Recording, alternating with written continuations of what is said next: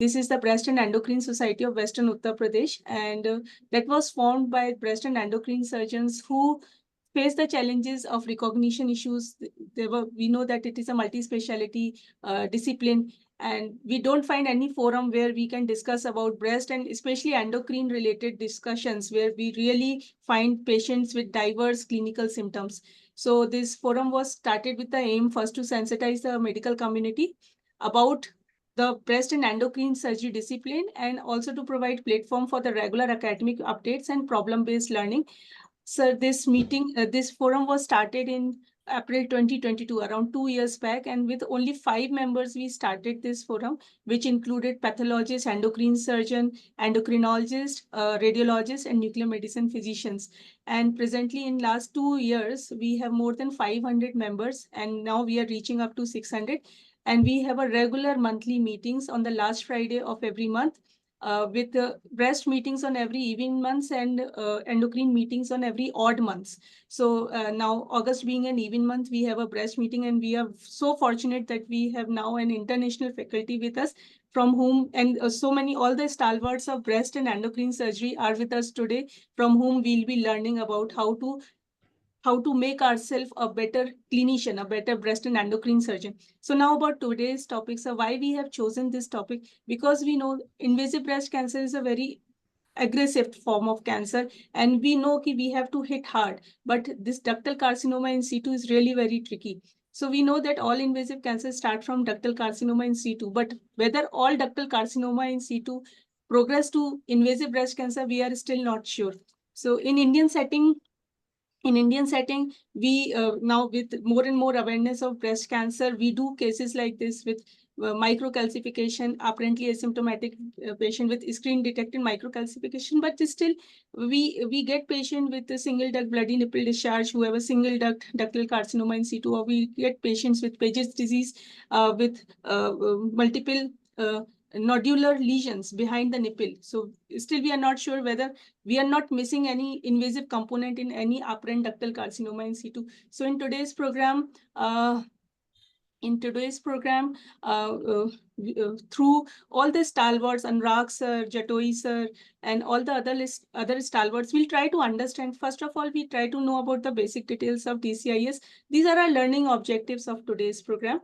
And especially the natural history, how these, if not treated or partially treated, how they progress actually, the various management guidelines, the management differences between in situ and invasive cancer, how to ensure that we are not missing invasive component in very large DCIs, which are usually found in still found in our country like India, and a role of trastuzumab in HER2 positive DCIS, and many more questions which will be arising through our discussion. And we are very fortunate enough, we have a whole lot of stalwarts of breast and endocrine surgery are with us. We have Dr. Sandeep Kumar sir, who was a founding director of AIIMS Bhopal, former professor, Department of Surgery, KGMU Lucknow, and my teacher, Professor Chintamani sir, they have a whole lot of like profile with them, but only few things I'm mentioning now.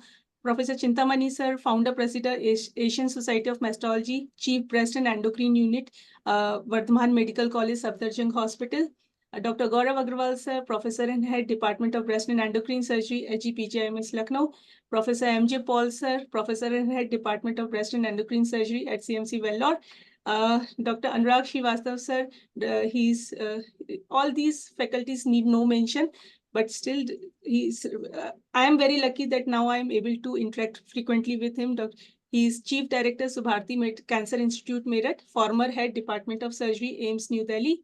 And Ismail Jatoi sir, sir has given introduction about him. Just a brief, he's a Professor in Chief, Division of Surgical Oncology and Endocrine Surgery, University of Texas Health, San Antonio. So they all are joined with us live. And my colleague, Dr. Chani Jain, who is always there with me since the very beginning of these programs. And now I request, sir, now I'm giving you the sharing rights. You please share your screen and we can start our program now. Yeah, so thank you again, Dr. Sandeep. Thank you very much for the introduction. Thank you for including me, and thank you, Anurag. Professor Srivastava and I have known each other for many, many, many years, and we've had a very good collaboration, working relationship over the course of many years. It's been a great privilege and honor for me to have known and worked with Professor Anurag Srivastava for so long. And so what I'm going to talk about today is breast ductal carcinoma in situ, DCIS. Now, what I'm going to do is emphasize the population-based studies. Again, I think this is an important point to bring up. You know, in my view, there's a lot of things that we think we know about DCIS that are not really been fully elucidated. One of the problems is that it's very difficult to do randomized trials on DCIS, the mortality endpoint, and I'll talk about that. And the reason is because the mortality rate from DCIS is extremely, extremely low. So the mortality rate is very, very low. The sample size required to conduct trials will be very, very, very high.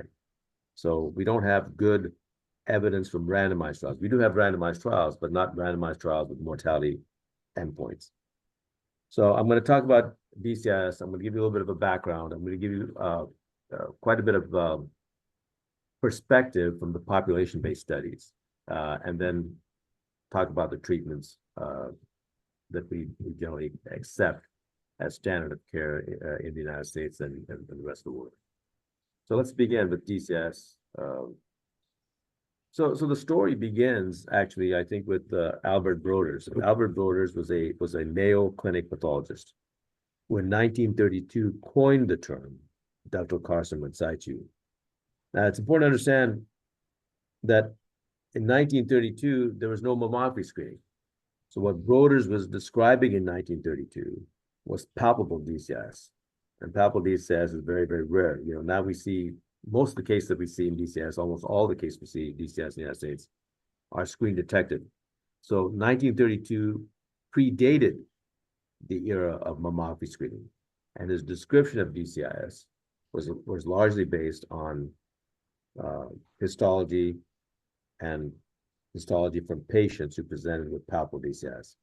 Now, Broders didn't actually indicate that DCIS is a precursor of breast cancer in his writings, but by coining the term ductal carcinoma in situ, i.e. DCIS, he was clearly implying that he believed it was a precursor lesion. So the term ductal carcinoma in situ implies that the disease is within the confines of basement membrane and is an in situ disease. So in 1932 is where the term was first coined by Albert Broders, who was head of the Department of Pathology of the Mayo Clinic in 1932. Now this is a histology of DCIS. What you can see here is DCIS with staining showing ER positive DCIS, and here DCIS lack of ER positive staining, so this is ER negative DCIS. And you can see the basement membrane here, and you can see the ductal carcinoma cells confined within the basement membrane. So this is the classic histological view of DCIS, ER positive staining and ER negative. Now, as I said, in 1932, Broders coined the term DCIS, but the actual hypothesis that DCIS was a precursor lesion originated in 1973, and this is the classic paper by Wellings and Jensen, published in the Journal of the National Cancer Institute.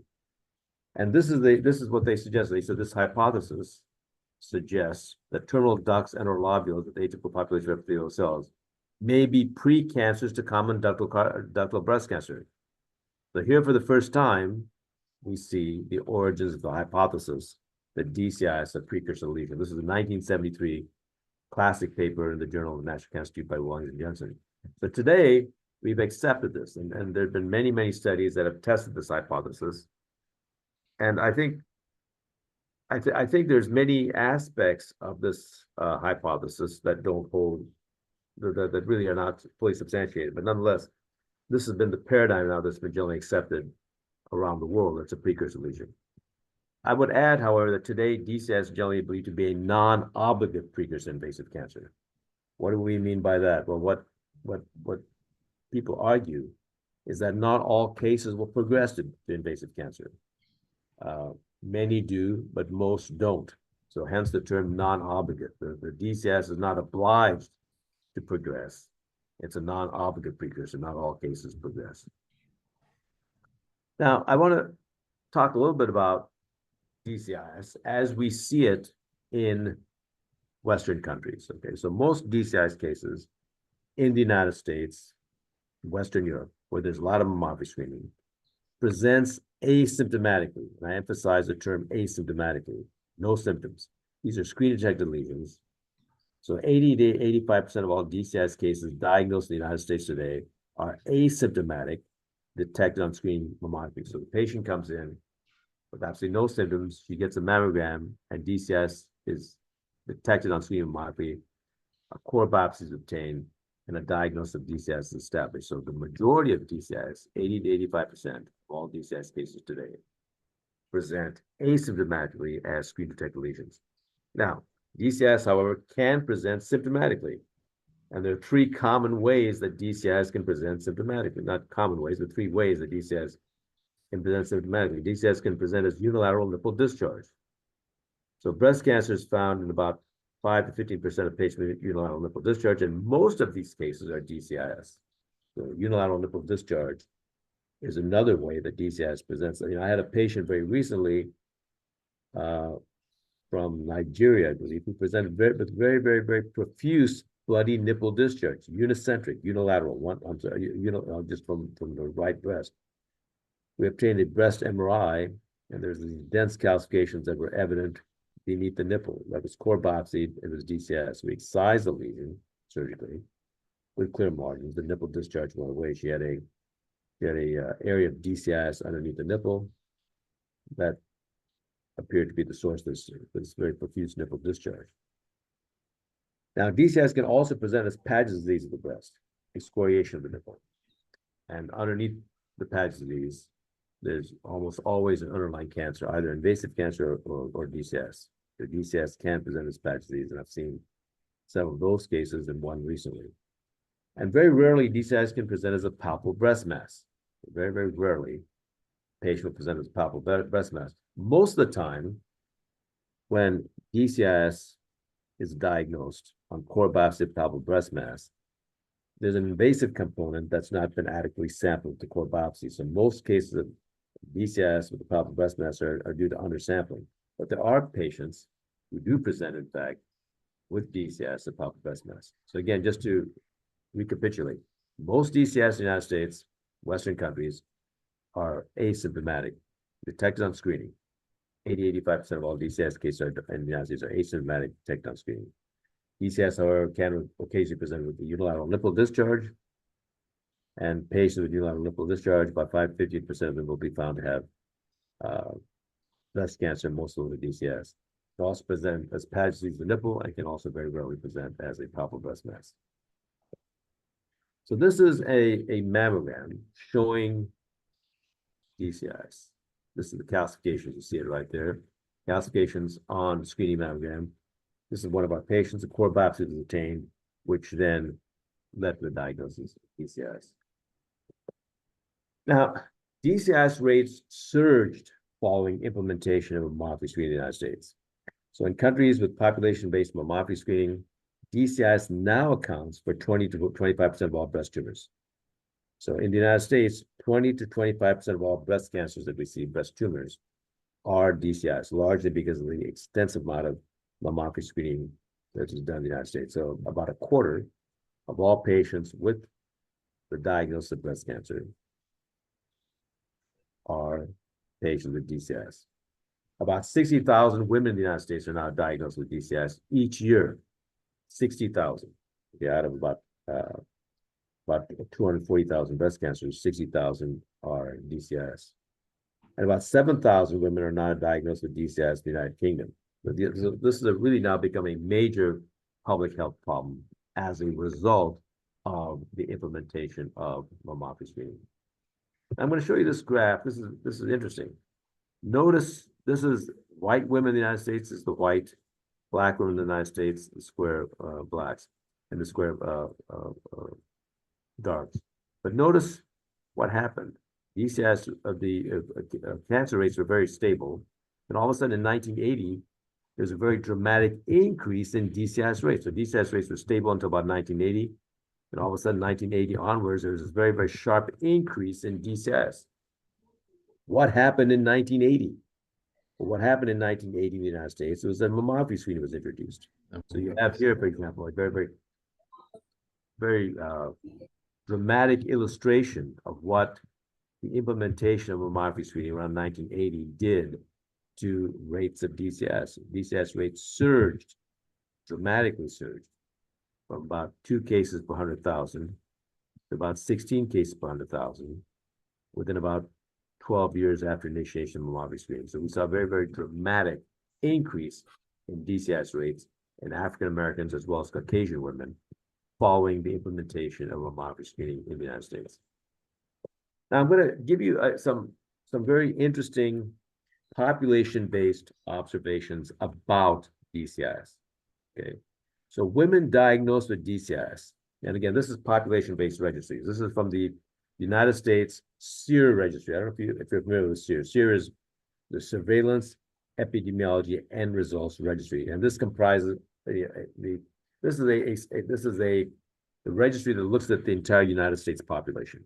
Okay, essentially, it's representative of the U.S. population. That's SEER, the Surveillance Epidemiology and Results Database. What SEER shows is that patients who are diagnosed with DCIS have a 3-fold increased risk of dying of breast cancer when compared to the general population. Very, very important point to bring up. Women who are diagnosed with DCIS have a 3-fold greater risk of dying of breast cancer when compared to women who have never been diagnosed with DCIS.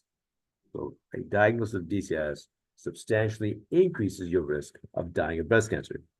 So we put that into perspective. Within 20 years following diagnosis, the risk of death from breast cancer is 1.1% for women who've never been diagnosed with DCIS, but it's 3.3% in women who have a diagnosis of DCIS. So the diagnosis of DCIS triples your risk of dying of breast cancer from 1.1% to 3.3% over the course of 20 years. But here's the real conundrum, okay?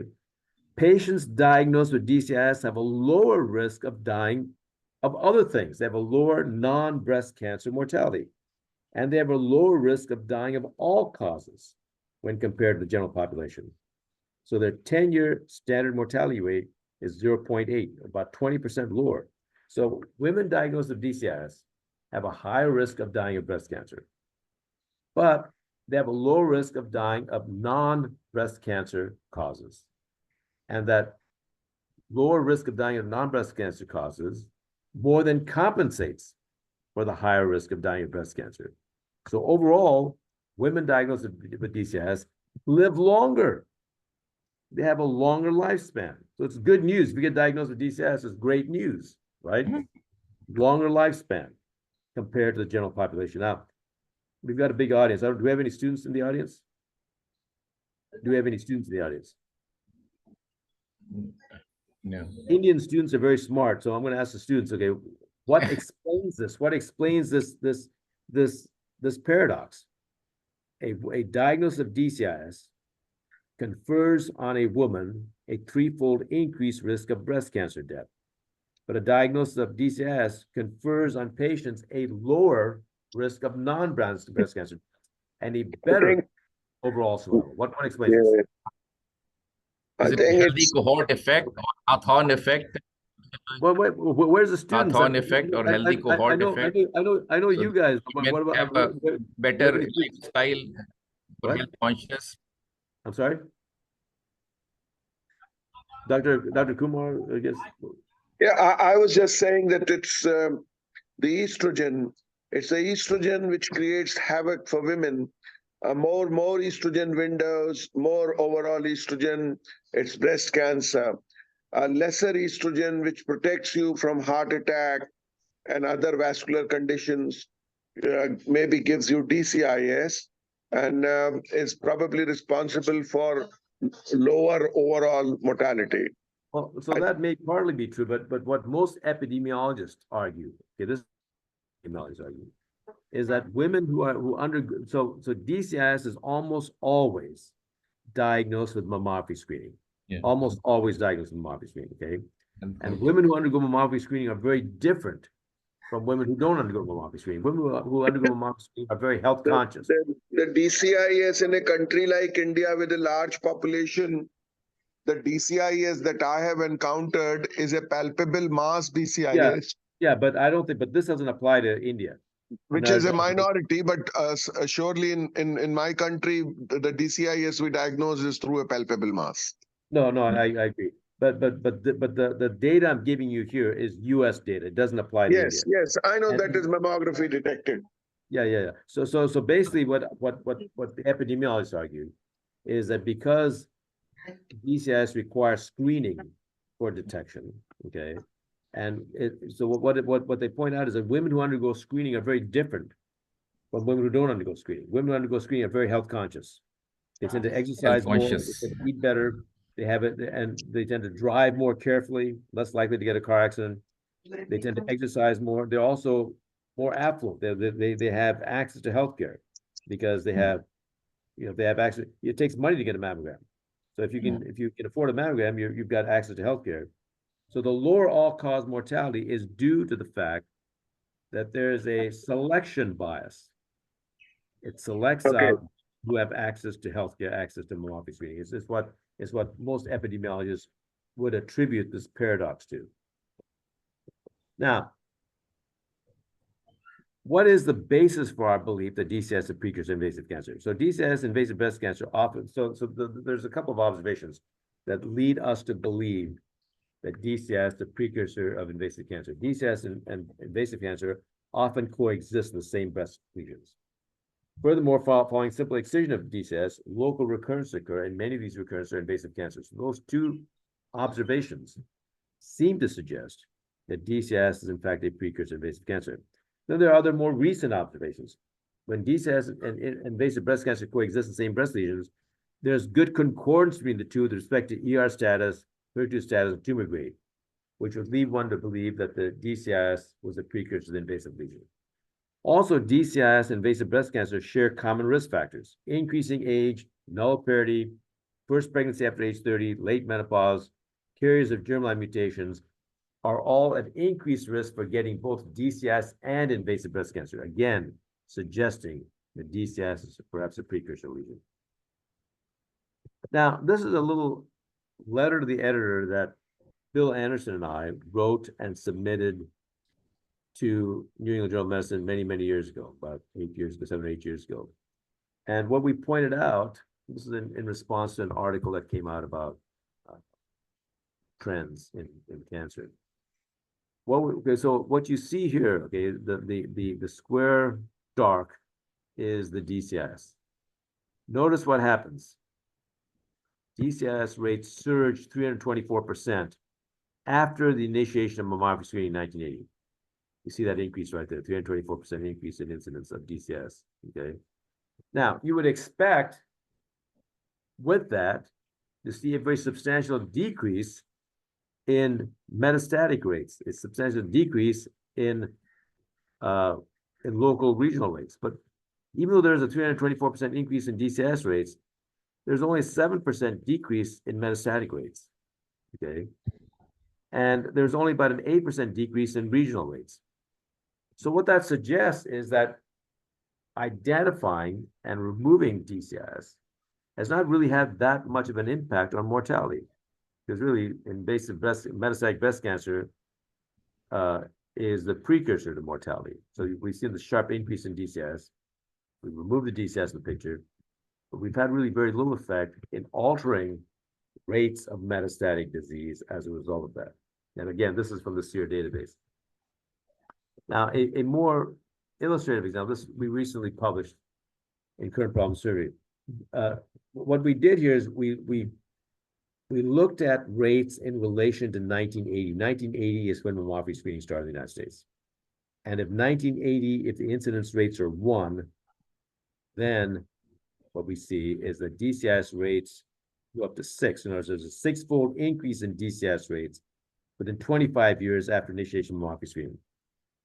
Okay, there's a 6-fold increase in DCIS rates within, I don't know why this green thing showed up here. But at the same time, the invasive cancer rates didn't change much. This is invasive cancer. So we see this very, very sharp increase in DCIS detection and removal, but we don't see much of an impact that this has had on invasive breast cancer. Well, not as great as an impact as we would have expected. So there are 4 possible outcomes of screen-detected cancers. 4 possible outcomes of screen-detected cancers. A patient with a screen-detected cancer may have died of breast cancer without screening, but survives of breast cancer because cancer was detected by screening. That's one possibility, but that's really quite rare. The patient who has a screen-detected cancer may have survived the breast cancer, whether it was detected clinically or by screening. That's another possibility. A patient with screen-detected cancer may have died of breast cancer, whether it was detected clinically or by screening. Or the 4th possibility, and this I think applies to DCIS, is that the patient survives a breast cancer detected by screening, but would never have known that she had breast cancer in the absence of screening. And that is the definition of overdiagnosis. Okay. Patient with a screen-detected cancer survives a cancer that was detected by screening, but would never have known that she had breast cancer in the absence of screening. So this is the classic definition of overdiagnosis by Petra Peters. This definition was published in 1989, and it's widely used as the definition of overdiagnosis. Overdiagnosis is a histologically established diagnosis of invasive or interstitial breast cancer that would never have developed a clinically manifest tumor during the patient's normal life expectancy if no screening examination had been carried out. And I think this exemplifies what DCIS is all about. In most cases, most patients with DCIS is not going to lead to mortality. And we saw that from the graphs, right? You know, rates of DCIS went way, way up. We took out a lot of DCIS, had very little impact on metastatic rates. So most patients with DCIS are diagnosed with a lesion that in the absence of screening would never have been detected and would never pose a threat to life. So overdiagnosis, by definition, detection of cancer, by definition, overdiagnosis is a detection of cancer that poses no threat to life, and the absence of screening would never be detected. So it's estimated that only 20 to 40% of all cases of DCIS that are diagnosed each year with mammography screening would have progressed to invasive breast cancer. That's the estimate. So the vast majority of cases never have progressed and would never pose a threat to life, and patients are treated unnecessarily for something that is detected on screening that really would have been of no consequence in the absence of screening, would never even been found. So it's been now this is very, very startling.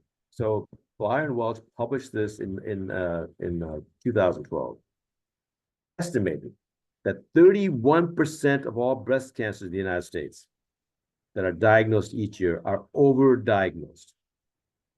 Now, 31%. So that means about 70,000 women in the United States, about 70 to 75,000 women in the United States, are diagnosed with either DCIS or invasive cancer as a result of mammography screening. Then, the absence of screening, they would never have known they had this disease, and they would never have had to undergo treatment for the disease. A huge, huge, huge burden of overdiagnosis, and much of that overdiagnosis is DCIS. So I'm going to talk a little bit about DCIS treatments. Okay, so first thing I want to emphasize is there have been no trials, and there have been absolutely no trials that have assessed the mortality effect of DCIS, effective treatment of DCIS. There are no trials that assess mortality as a primary endpoint of interest. DCIS is a very low risk of death, and if mortality was a primary outcome measure, it's estimated that about 17,000 women would be required in a DCIS trial with the mortality endpoint. And such a trial is really not practical or feasible unless we get a global collaborative effort. So really, we don't know what our treatments do to mortality. Now, because of time limitations, I'm only going to discuss the American trials. The American trials essentially mirror the European trials. So I don't think there's really any reason to belabor the issue and talk about many trials. I'm going to just really emphasize the US trials. So let's talk about the surgical treatment of DCIS. For unicentric DCIS, which is localized, lumpectomy alone, margins of 2 millimeters is sufficient. No sentinel lymph biopsy is required. The rate of up cancer is about 15%. In other words, when you excise DCIS detected on core biopsy, okay? When you excise it, you will find in 15% of patients an previously undetected invasive cancer. The 15% of patients with DCIS detect on screening, also in core biopsy, on final excision, there'll be invasive cancer found. Now, for multicentric DCIS, we generally recommend mastectomy. Multicentric means that there's multiple foci of disease in different quadrants of the breast. Multifocal means multiple foci of disease in the same quadrant of the breast. So with multifocality, partial mastectomy or lumpectomy is adequate. Multicentricity, we generally recommend mastectomy. Again, the upgrade rate to invasive cancer is about 15%. When you take out the entire mastectomy, you'll find invasive cancer in 15% of patients. So for mastectomy patients, we would recommend sentinel lymph node biopsy. Why? Because if you do a mastectomy and you find invasive cancer, you can't go back and do a sentinel lymph node biopsy. You've already done a mastectomy. So if you're going to do a mastectomy for DCIS, we would recommend sentinel lymph node biopsy in the first instance. So when should sentinel lymph node biopsy be considered for DCIS? Number one, if you're going to do a mastectomy. Not if you're going to do a lumpectomy, but if you're going to do a mastectomy, you should do a sentinel lymph node biopsy. Because you find invasive cancer, you can't go back into sentinel lymph node biopsy. You should also consider sentinel lymph node biopsy if the DCIS is palpable. Only about 1% of all DCIS cases in the United States are palpable. And the reason is because the risk of invasive cancer on final excision is much higher. You should also consider sentinel lymph node biopsy if you see microinvasion on core biopsy. If you see microinvasion on core biopsy, oftentimes you'll see frank invasion when you remove the entire lesion. Now, I'm going to talk about trials, 2 trials specifically, that looked at the treatment of DCIS beyond surgery. NSABP 17. NSABP 17, again, a US trial, randomized patients to lumpectomy versus lumpectomy radiotherapy. About 405 patients in each arm of the trial, 405 versus 413. By the time you remove patients for exclusion criteria, you end up with 391 who underwent lumpectomy, 399 who underwent lumpectomy and radiation therapy. What you found is that patients who got radiation had better, this is event-free survival. This is not overall survival, it's event-free survival. We don't have overall survival results for this. You found that risk of local recurrence was substantially reduced with radiation, okay, compared to lumpectomy alone. So lumpectomy alone, risk of recurrence can be substantially reduced by adding radiation. So basically, if you excise the DCIS, the risk of recurrence is about 25%. If you add radiation, the risk of recurrence is about 13%, and half the recurrence are invasive, the other half are DCIS. Now, this is NSABP 24. NSABP 24 went a step further. They took patients who underwent lumpectomy and radiotherapy and randomized them to get tamoxifen or not. Now, Craig Allred and others then went back after NSABP 24 was undertaken and measured ER status after NSABP 24 results were published. And what they found is that the tamoxifen did absolutely nothing to ER negative patients, but substantially benefited DCIS that was ER positive. So with tamoxifen, you reduce the risk of recurrence even further.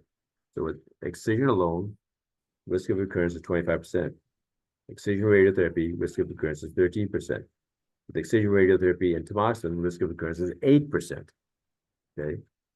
And in each of those cases, half the recurrence are invasive and the other half are DCIS. So let me summarize the treatment for DCIS. With lumpectomy alone, again, as I said, the recurrence risk is 25%, half of which is invasive cancer. With lumpectomy plus radiation, the risk of recurrence is 13%, half of which is invasive and half of which is DCIS. With lumpectomy and radiotherapy and tamoxifen, again, this is only for ER positive cancers that we give tamoxifen. Lumpectomy, radiotherapy, and tamoxifen, the recurrence risk is 8%, half of which is invasive, half of which is DCIS. Following mastectomy for DCIS, radiotherapy and endocrine therapy are not needed. You do a mastectomy for DCIS, radiotherapy and endocrine therapy are not needed. The purpose of radiation and endocrine therapy in the DCIS setting is for local recurrence.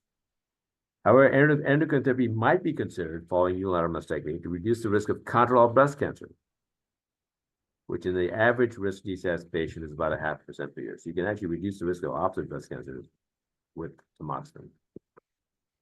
So let me conclude. DCIS is almost always screen detected in the United States, in Western countries, with mammography screening.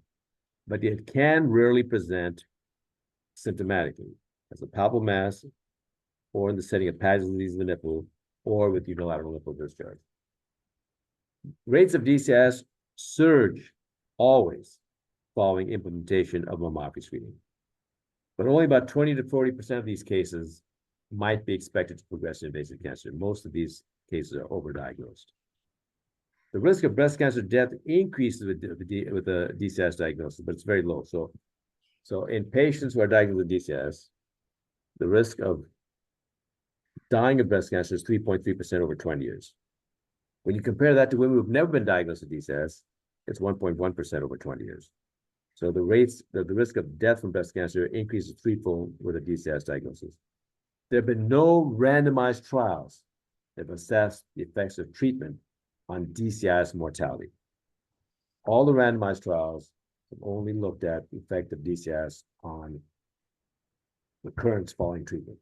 Then the treatments for DCIS consist of surgery, radiation, and endocrine therapy. We never give chemotherapy for DCIS. This is not considered invasive. So I will take questions at this point.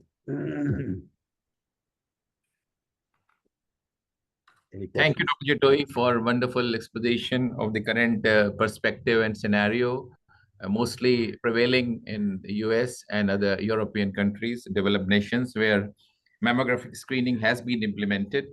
Recently, we heard that in Switzerland and some other countries, they are now stopping or reducing the mammographic screening, abolishing. There was a editorial in NEJM a few years ago, you'll remember, abolish mammography. That was the title of the NEJM editorial a few years ago, abolish mammography. So what do you say to that?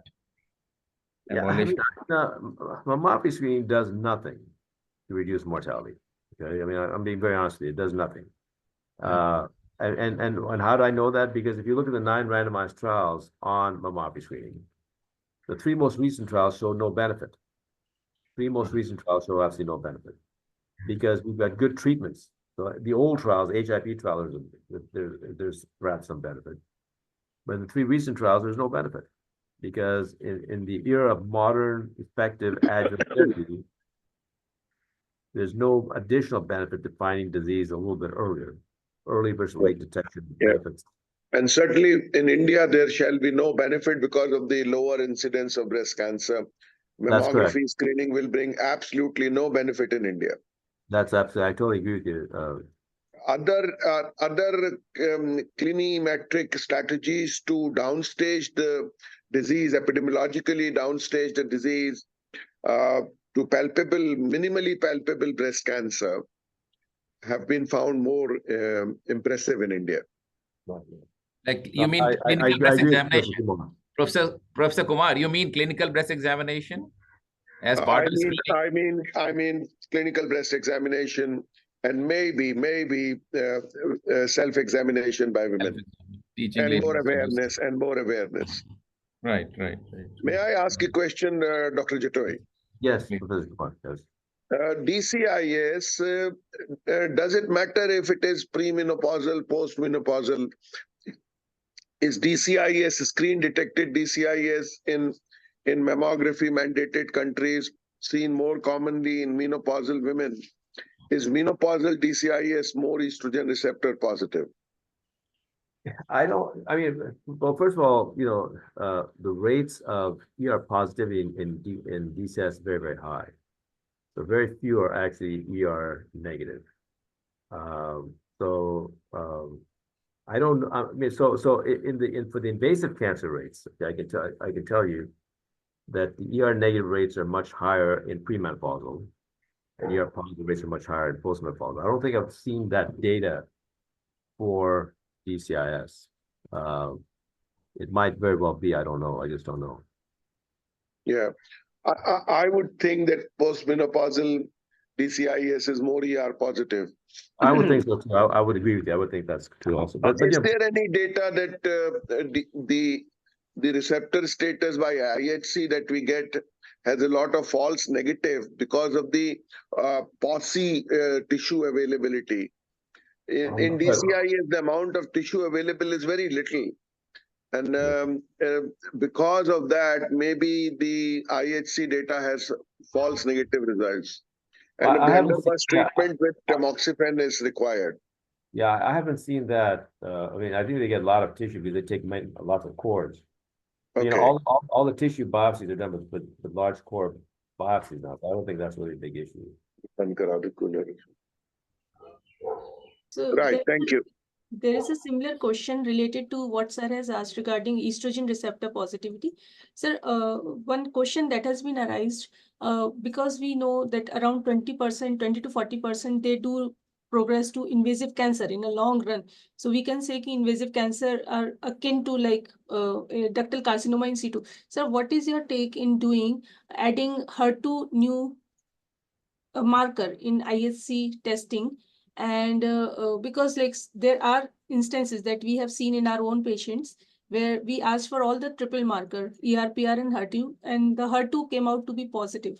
So now we were in dilemma whether we should consider giving trastuzumab in such patients. Those were palpable lesions, symptomatic cases that we have, but the final histopathology was ductal carcinoma in situ. So we are not sure whether we have missed any invasive component in sampling, or those were really true DCIS. But the HER2 receptor was positive in those cases. So what is your Yeah. take? What should we do in Well, such so cases? there was a trial that looked at Herceptin for DCIS, NSVP 43, I believe it was.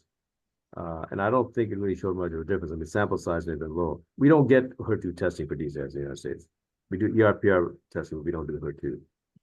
So we don't test HER2. Now, most of our cases are almost all DCIS in the United States is screen detected non-palpable. So your DCIS is very different from ours. So you know, there may be a difference in terms of how you want to approach it, but you know, our patients screen detected, we don't do the HER2 testing. It's ERPR testing. Okay, so sir, is there any harm, like if we do HER2 testing, is this something that we are going very much against the protocols, or we can do it and we can form our own database regarding what these patients have? So I think what needs, see, this is, and I've talked about this before. I think India needs to do its own trials because you know the disease in India is very different from the disease here. You're seeing palpable DCIS, we're seeing screen detected DCIS. It's very two different diseases. So what needs to be done is so I don't think you can use database. You need to do a randomized trial with a mortality endpoint. You know, and maybe there won't be enough sample size. Or maybe biologically the palpable DCIS that we see is a different disease. Exactly. So I would say And you we need a to randomized do trial with the recurrence endpoint. With the recurrence endpoint. in the same breath, I mean,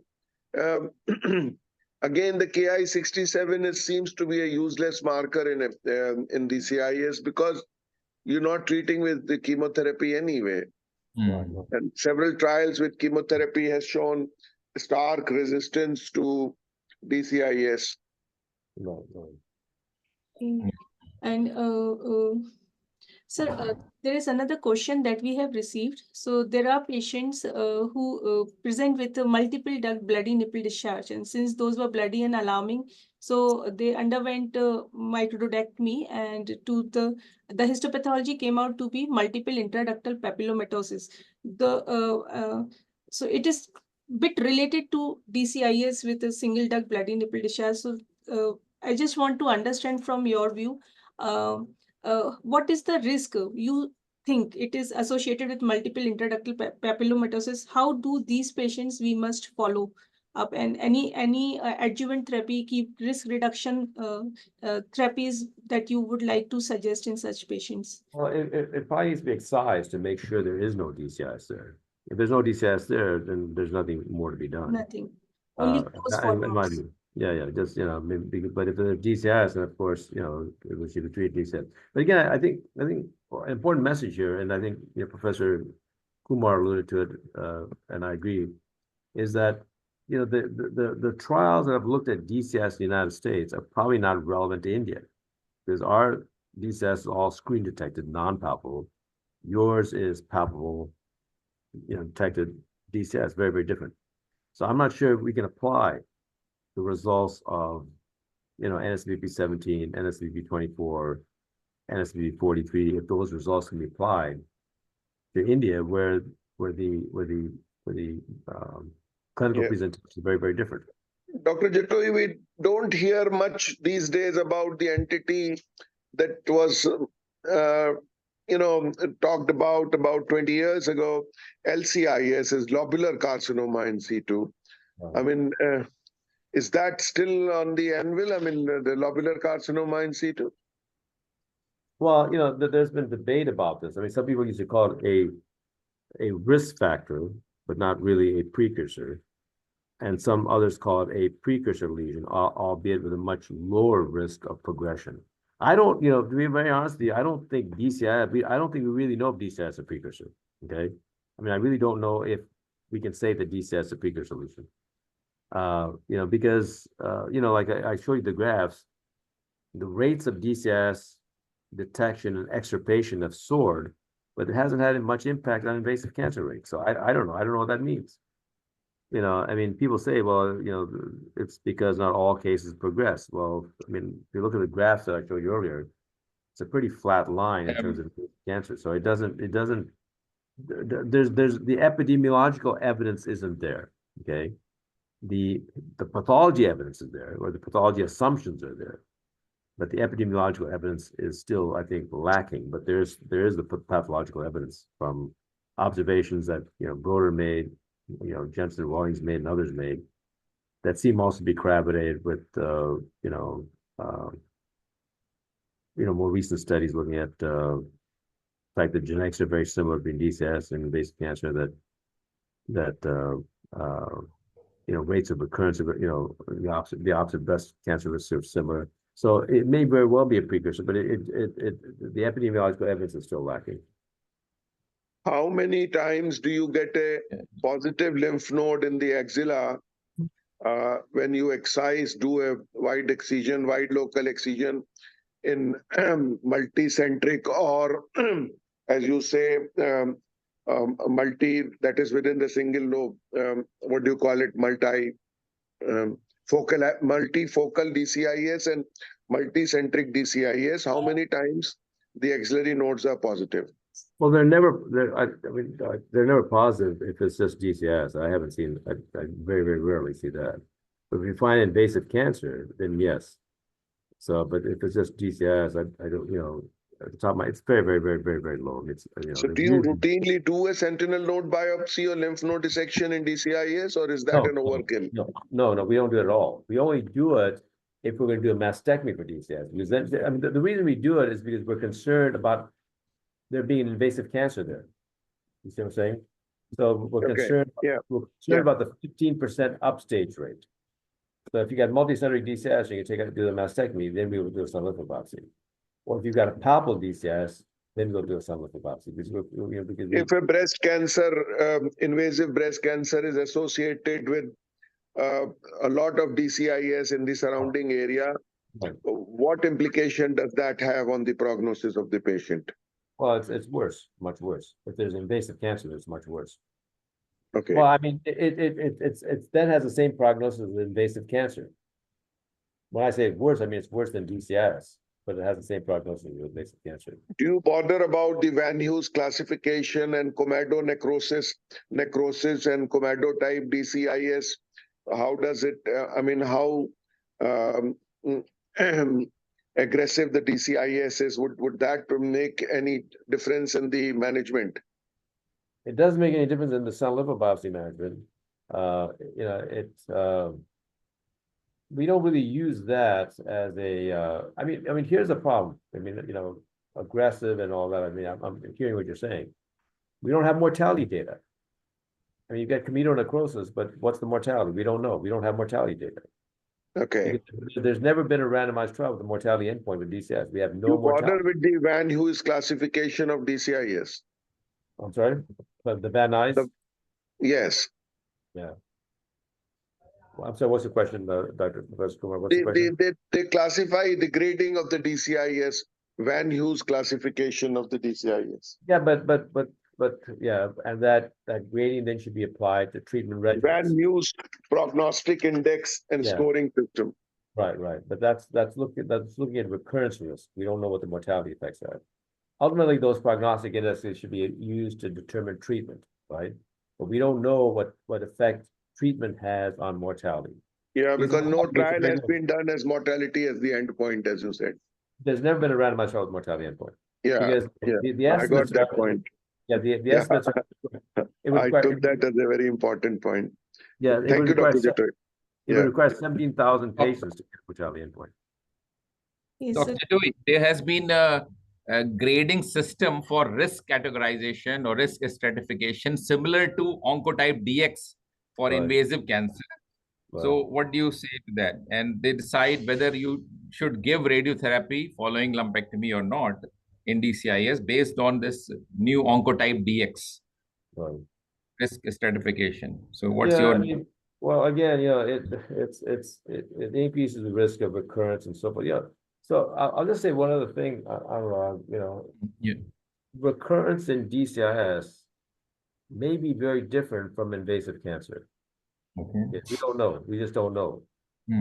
So it may be an entirely different animal. Okay, I mean, we just don't know. Right. You know, we're dealing with a disease that has a very, very, very low, you know, as we point out many times in this talk, that has a very low mortality risk. And so therefore it's very hard to kind of decide what local recurrence is going to do on mortality. It may be very different from garden variety invasive cancer. Right. No, you questioned the hypothesis that DCIS is a precursor. If you look at the NSABP 17 data, where lumpectomy was followed just by observation versus lumpectomy followed by radiotherapy. So women who had only lumpectomy had about 30% local recurrence, and half of these recurrences were invasive, and other half were DCI inside. I know. Can that be taken as an evidence that some of the DCIS, if left in situ, can progress to invasive, at least half of it? Well, that's exactly what's taken as the evidence. That's exactly what's taken as the evidence. But here's the counter evidence. Okay, the counter evidence is at the population level, you don't see any changes in invasive cancer rates. Okay, right.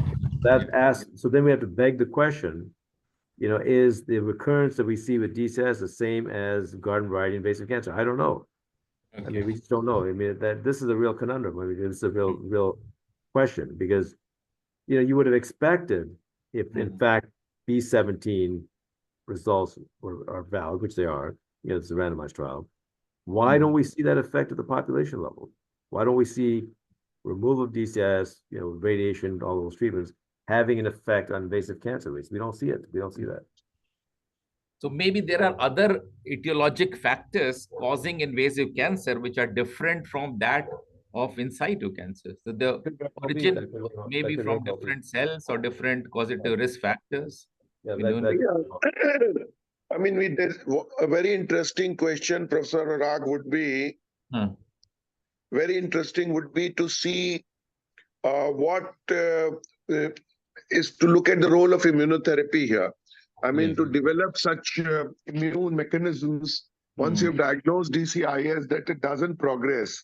Yeah, okay. And just because observe DCIS. What are the environmental, molecular, and genetic predictors of the progress of DCIS into invasive carcinoma? Yeah. And whether it is reversible, or whether it is can you halt it? Can we halt it at DCIS and not let it progress? And that's a whole new area of investigation. And this there is the opportunities in countries where DCIS is more commonly seen because of the mammography, because of the population-based mammography. Yeah. That opportunity doesn't exist to you and me in India because DCIS is a rare disease indeed. Absolutely. So this is very similar to what Japanese have done for small occult papillary cancer. So there are studies of 30 years follow-up of just detecting papillary cancer and not doing anything in a city called Kobe, K-O-B, Kobe. There's a cancer clinic where they deal with only thyroid cancer, and they have 30-year follow-up with very little increase in mortality. So small cancers, if left in situ with healthy lifestyle and all the you know, plant-based diet and exercise, you may absolutely. Yeah, very absolutely. Or maybe purely giving them some or anti-estrogen treatment. Sattvic diet, sattvic lifestyle. Sattvic diet, and you know, calm down the women. I mean, it's the big data analysis shows that highly strung people, highly strung women are more likely to develop breast cancer. So Any Oh, those are the relation with areas. BRCA? Dr. Jatoi, any relation with BRCA or other gene mutation, P53 versus DCIS? Yeah, so so this is interesting. So the risk of breast Genetic cancer. mutation carriers. Yeah, so both invasive cancer and DCIS risks are increased with mutation carriers. Okay. So they have not only an increased risk of, but this also kind of goes along with the fact that there's like a common origin with these two entities, because both DCIS risk is increased and invasive cancer risk is increased. So if you have a patient with DCIS, genetic testing should be perhaps considered, okay, because they may have they may have be a carrier.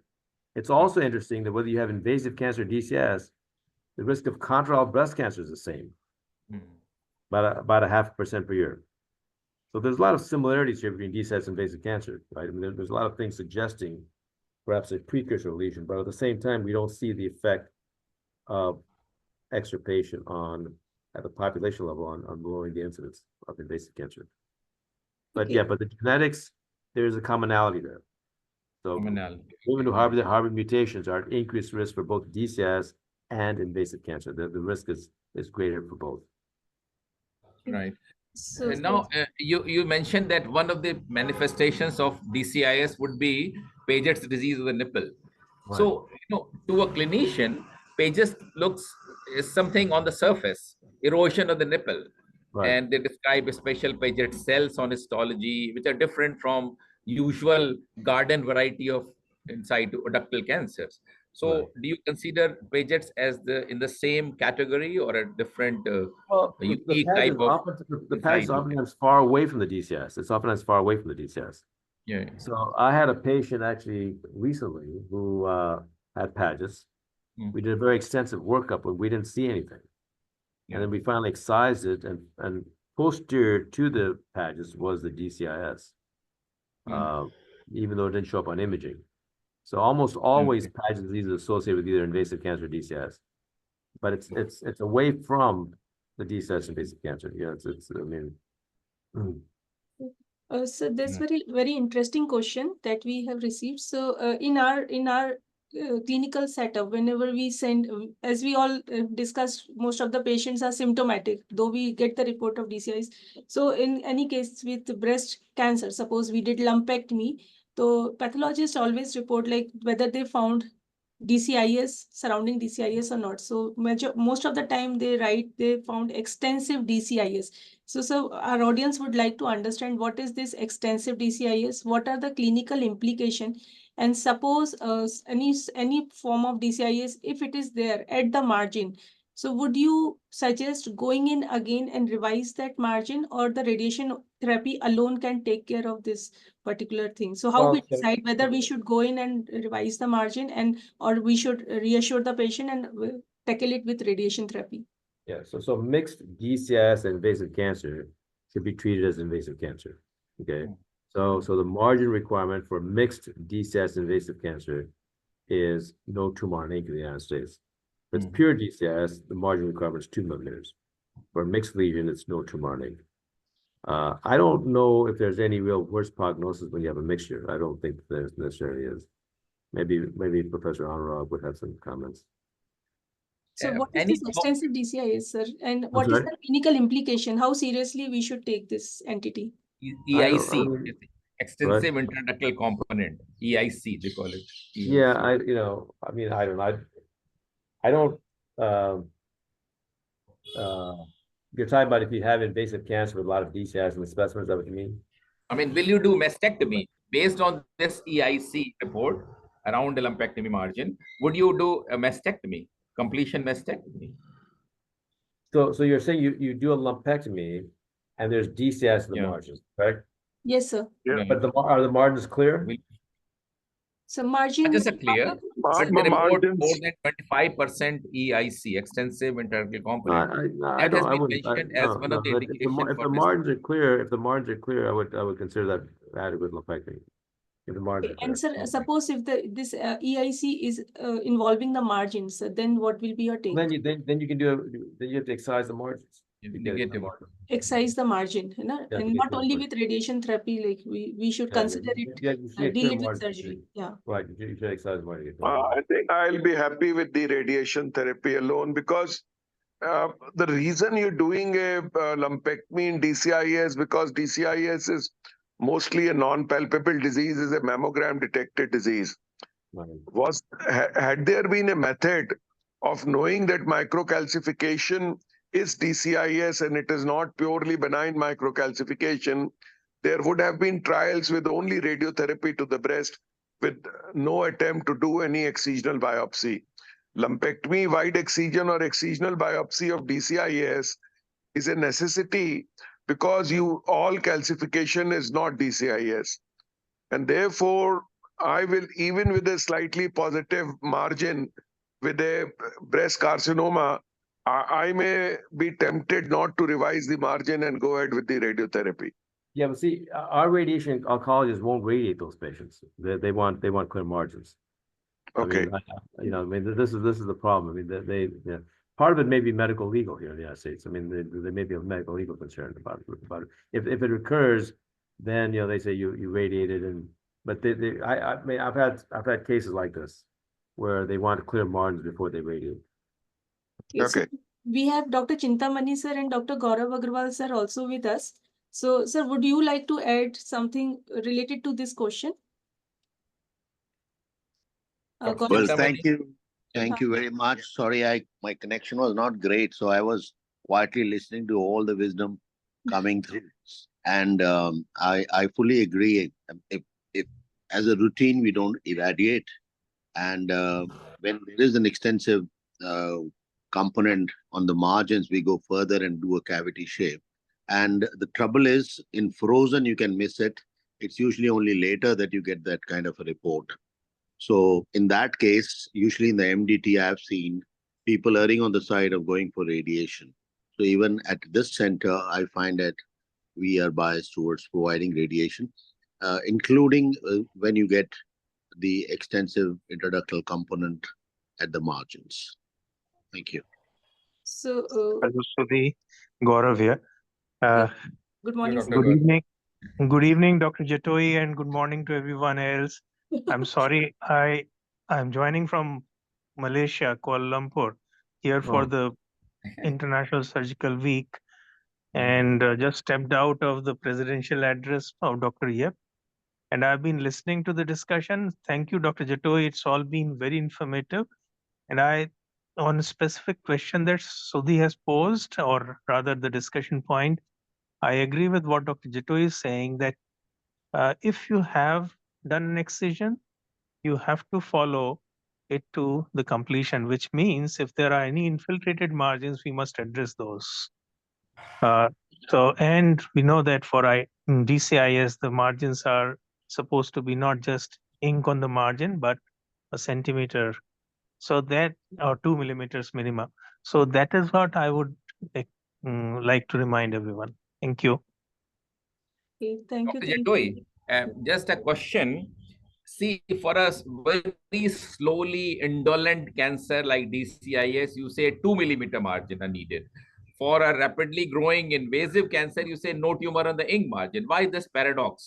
Any explanation on this? Well, because the For DCS more aggressive cancer, you Yeah. the less side. Well, no, And yeah, for I mean, inside yeah, 2 millimeter. people Why? have raised that all the time, but the thing is the DCS is within the duct, and you can get skip areas. So if you have it on the margin, it's a possibility that you've got disease beyond that you've left behind because it's within the duct. The invasive cancer is outside the duct, more easily to kind of identify where the margins are. But again, this is based on evidence from data. Local recurrence rates are higher with a closer margin to the DCS and therefore invasive. I mean, that's unfortunately the case. Mhm. But 2 millimeter margin for DCS, 2 millimeter margin for DCS, no tumor margin for invasive it came out of the Monica Morrow papers, where she looked at margin requirements or did a meta-analysis. Those results seem to suggest 2 millimeters for DCS. I take Dr. Sandeep Kumar's point, Dr. Jatoi, I take Dr. Sandeep Kumar's point that can DCIs be treated by exclusive radiotherapy alone without surgery? In cancer in situ of the cervix, we do it all the time. We don't do surgery for in situ cancer of the cervix, CIN1, CIN2, Yeah, all treated by radiotherapy. and that may be the case, Anurag, but we'll need a trial, right? We'll need to Yeah, we need assess a trial. Certainly, we need a trial. But yeah. Okay, Yeah. sir, in one of your slides, you showed that DCIS patients are more likely, 1 to 3 times more likely to die from breast cancer. So just want to clarify, is it with treatment or without treatment, only follow-up cases that you were told? No, this is SEER where everybody got treated. When This they are is- treated, sir? Yeah, they're treated. Okay, so even after treatment, even after we are treating, we are actively screening and then treating the patients, the reports say that these patients are more likely to die of cancer, breast cancer, Breast cancer, yeah. despite treatment. Yeah, but oftentimes they go on to get another invasive cancer. It may not be this. It may not be the DCIS. They go on to get another invasive cancer. Okay, So basically, what the SEER data shows, you're diagnosed with DCIS. When you compare women diagnosed with DCIS versus interesting, women sir. not diagnosed with Something DCIS. which we were not, like something very new to us. Yeah. The SEER data is always for the, I mean, how can you diagnose it and not treat it in a SEER data? So they are all treated, and a third of them develop breast cancer down the line. Right. Okay. Yeah, so 3.3% 20-year mortality in DCIS, 1.1% 20-year mortality in patients who've never been diagnosed with DCIS or breast cancer. We're talking about breast mortality. Okay, sir, there is one important question that we have received, though it is not directly related to TCIs, but was some of like very high risk lesions that are reported in literature.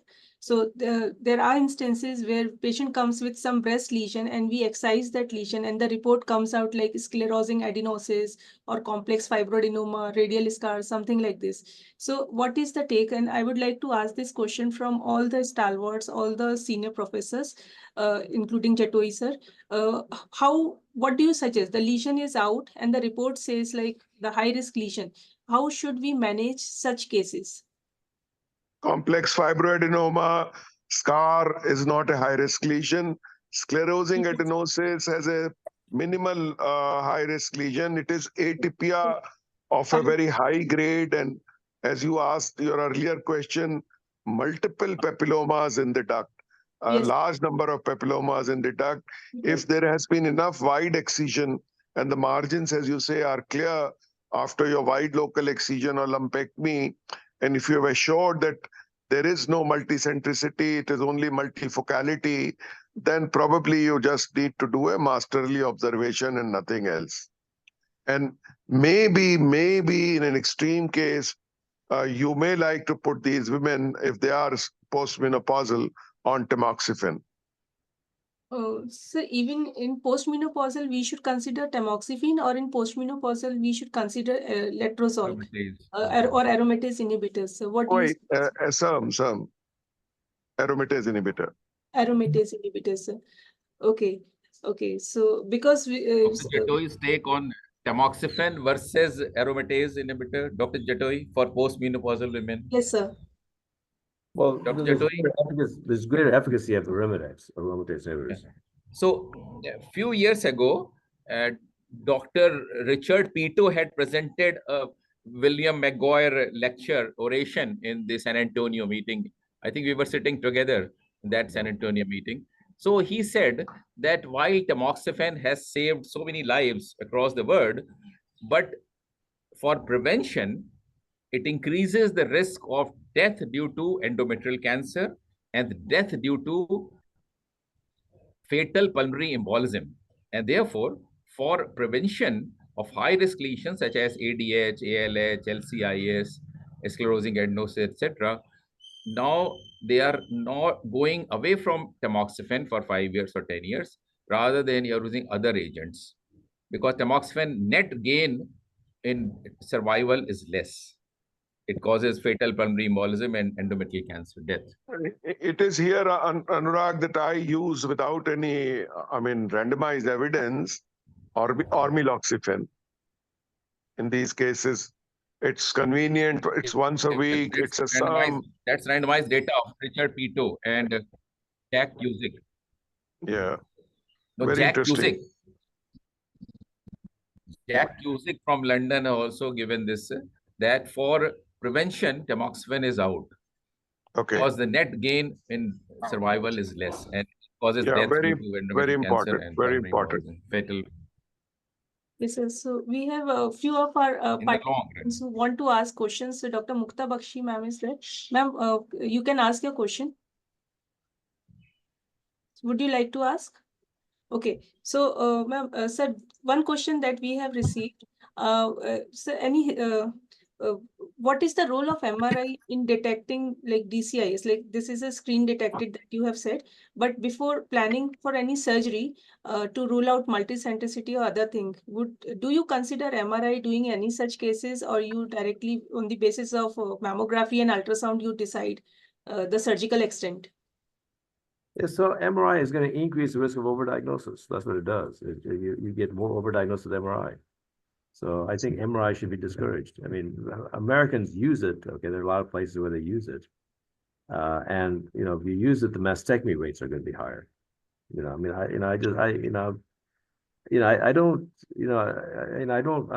mean, people use tumor detection as an endpoint. Tumor detection has never been validated as a proper surrogate endpoint for mortality. I mean, it never has. MRI has a typical inability to decipher microcalcification. More useful imaging technique would be what is coming nowadays is contrast enhanced mammography for DCIS. And there are new trials going on to diagnose DCIS with greater sensitivity and specificity using contrast enhanced mammography. And MRI is out in the bucket. Okay, so it's a very important point because most of our participants, members, they have this controversy whether to go for MRI or not. So now we know that MRI doesn't diagnose DCIS. Doesn't diagnose, and even it leads to higher chances of mastectomy. So most of the senior breast surgeons, they discourage using MR mammography as a routine to decide whether to go in for conservation or mastectomy, because certainly it will lead to high risk of mastectomy. Yeah. Sudhi, if I may, in Yes, sir. general, I think the take home should be, although the policies differ, but MRI does increase the mastectomy rates, as Professor Jatoi mentioned. And in any case, most DCIS are diagnosed based on the calcification, but there are a few that are non-calcifying DCIS where maybe MRI can have a role. But in any case, how does it change your management? Based on that, you don't take a decision, especially in DCIS. So it doesn't have a great role, as Dr. Sandeep was also mentioned. So not to be recommended as a, they call it a problem-solving tool, but it can become a problem-causing tool. It'll put you in some bit of, confusion. The other thing was about the margins. We are luckily now down to 2 millimeters. When it started, it was 10 millimeters. And the reasons very, very nicely explained by Professor Jatoi and Dr. Anurag. In addition to that, there are people who believe that, and in fact, the paradox was for a non-invasive cancer, we were doing mastectomy, and for invasive ones, we were going for no tumor on the ink. It could also have something to do with what was studied more and where we could actually find our answers. And one take, at least for me, was when Professor Jatoi mentioned, since we deal with a lot of palpable DCIS, I don't think it's a good idea to extrapolate all the data from the West into what you have to practice here.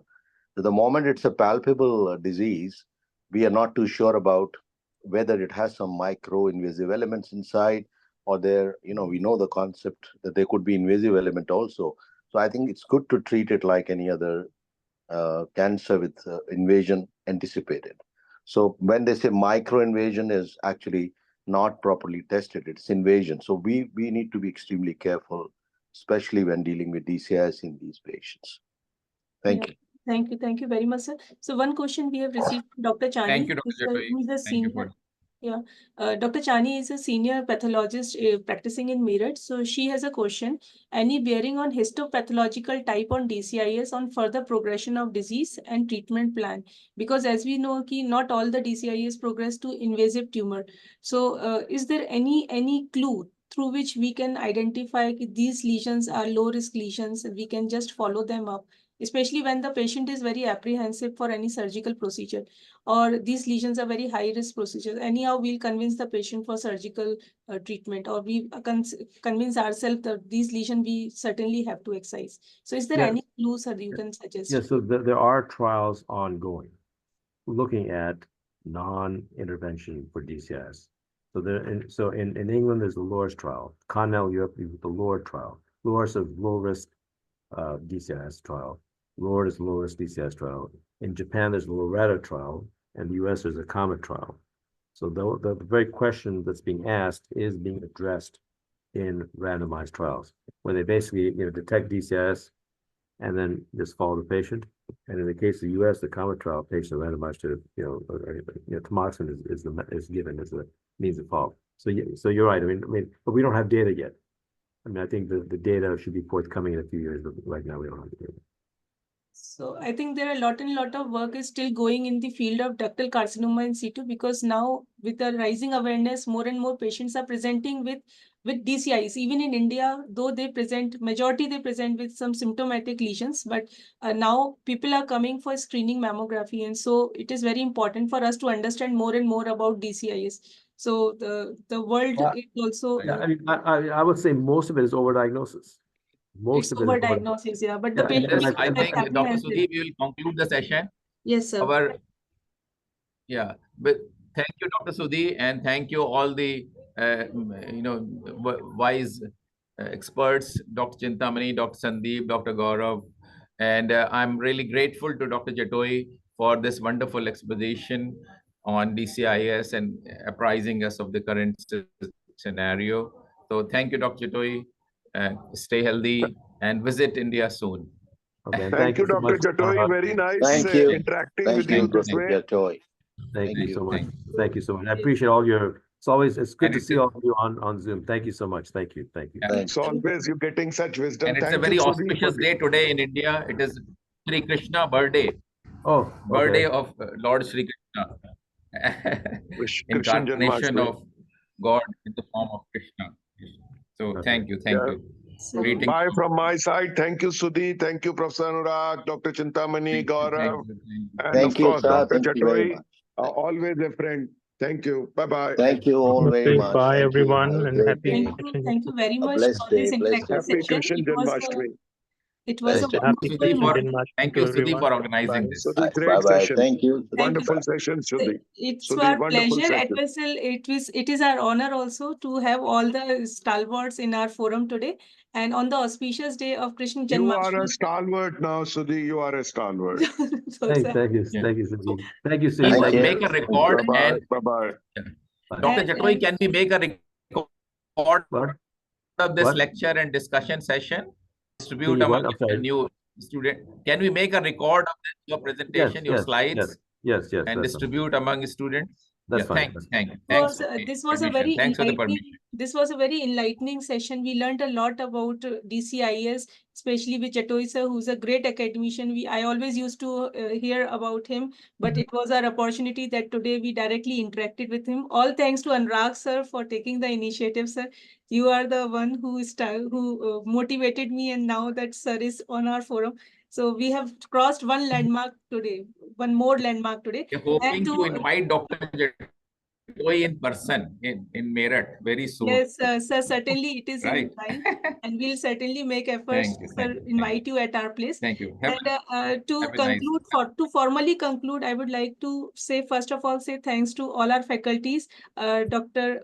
Jatoi sir, Dr. Anurag sir, Dr. Sandeep Kumar sir, Dr. Chintamani sir, Dr. Gaurav sir, and Dr. MJ Paul sir, and my colleague, Dr. Chani, who is always there with me. And all these meetings are recorded. Thank you very much, Jatoi sir, for giving us the permission to record the meeting. That was a very enlightening lecture.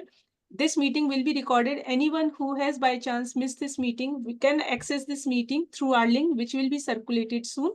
Our next meeting planned in September, that will be an endocrine meet, and we have a very, very important topic for that. The details will be circulated soon. And with this, I would like to thank you once again. And please don't forget to like, share, and subscribe the channel. The link will be provided to you if you like the content. And your comments will be very invaluable and will be encouraging for our team who make all the efforts to bring such contents to you all. Thank you very much. And I now request we all can now leave the meeting with the promise that we'll meet in another future meetings soon. Thank you very much, sir. Thank you, Dr. Siddhi. Thank you. Namaste. Thank you, sir. Namaste, sir. Jai Shri Krishna. Jai Shri Jai Shri Krishna. Krishna, sir. Jai Shri Krishna. Thank you, sir. चलिए बहुत अच्छा, बहुत Yes, अच्छा करा। sir. Now I'm ending this meeting. Thank you very much.